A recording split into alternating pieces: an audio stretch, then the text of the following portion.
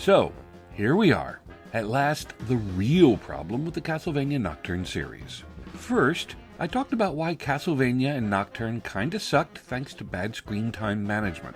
And then I talked about how the two shows do ships, and how Annette is a great character, and that she and Richter are greatly set up, we hope. And now I get to talk about the worst character in the whole freaking show, Abbot Emmanuel. To talk about a crappy priest during the holidays, irony at its finest.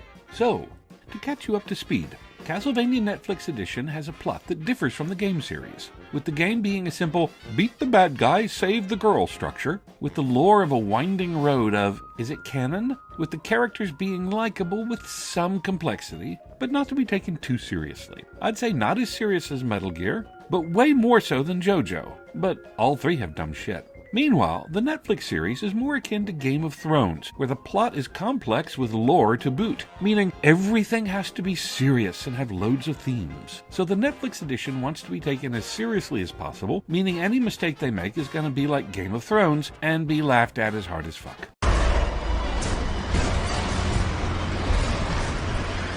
It's all right. Stay in your seats. We're safe. God will protect us. Nani? So, to summarize Season 1 Nocturne, spoilers abound. The story takes place during the French Revolution, where the vampires work with the rich people in the church. The rich folks get immortality, the vampires get peasants and resources, and the church gets desperate people to spout rhetoric to. The main characters are trying to beat the vampires and uncover that both the rich and the church are working with them. Enter Abbot Emmanuel, the most aggravating dumbass.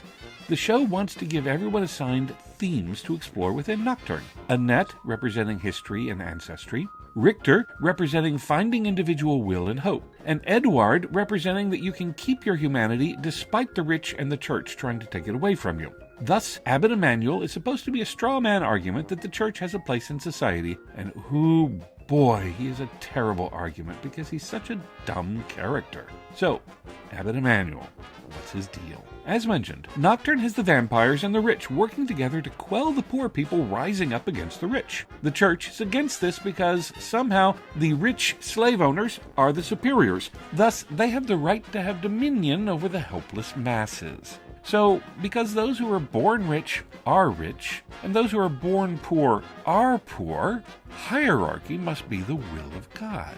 Now, this blatantly spits in the face of so many Christian ideals, but somehow the idea of those born to power deserving power has become such a norm that anything that questions the status quo is sacrilegious. Thus, revolutionaries, slaves uprising, or anything that can harm the delicate balance of the rich's comfort is also attacking God's will, and that's the abbot's stance. Dude will argue that the church is a place and that the church gives good to the people.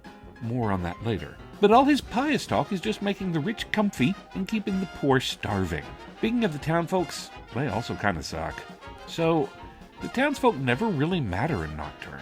Yeah, despite the series being all about politics, it doesn't really show the feelings of the people. We get hints of towns and protests, and guillotines with priests staring in fear, but we don't get to see the negative impacts of these revolutions. Heck, we don't see anyone in Abbott's town riot against the church specifically. Like, everyone is just against the rich and monsters, and Emmanuel's dumbass had to side with the vampires.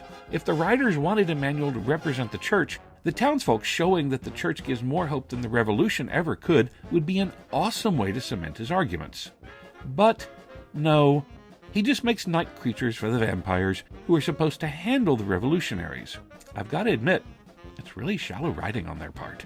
But, even said vampires, the ones who were going to handle the revolutionaries, but don't, use the night creatures Emmanuel makes. Yeah, the same night creatures that Emmanuel was making for said earlier vampires to help with handling the revolutionaries. So, if he was making night creatures that were already handling revolutionaries, why work with the vampires who don't do shit? Also, his secret 12-year-old daughter is a revolutionary, and he knows this. Dude is beyond fucked up. Okay, let's get this out of the way. Tera x Emmanuel. Yikes. So, Tera, a woman who ran from Elizabeth, the big bad of the series, ran all the way from Russia to France and sought refuge in the embrace of Emmanuel. Emmanuel, who had connections for land and resources, who also had a vow of celibacy that he simply ignored because boobies? Hooked up with the scared, lost foreign girl, had her carry the baby in secrecy so he could just live his own life, and didn't contribute shit to Tera and Maria's life because that was only Just, Richter's grandpa's job. And with all that, the cherry on top is that he's doing business with the same vampires that were the reason for Tera running away from Russia in the first place. And despite everything, when the vampires tested Emmanuel's loyalty to sacrifice his own daughter, dude thought it was still better to kill his own daughter so the church had a chance of living. Because vampires were the will of God, I guess? Who does he think he is? Abraham? Long story short, Tera deserved better. Maria is rightfully pissed, and Emmanuel sucks. That's it. That's the video.